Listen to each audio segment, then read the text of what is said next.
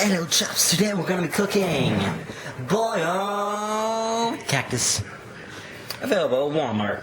Now what you're going to do to boil this is now you get this conventional oven. Now what you're going to do with this, you're going to put a lot of water in it. And once you get a lot of water in it, you got to make it full. Then you take the cap off, you put it in. You see there's no water in here anymore. Yeah. You put the cap on, you put this, and you chop that up, then you add your quarter ketchup. Quarter ketchup is made about Walmart. Walmart is sold separately about $2.99. That's a lot of money. But anyways, you chop it up, put them down, beat them up, bam, you're done. Now, I notice that the ketchup, it's very red. It's your favorite color. Why wouldn't you buy it? You should buy it.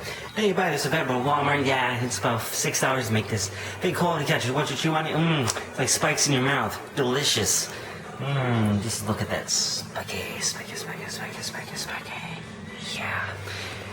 And now that's how you make your boiled cactus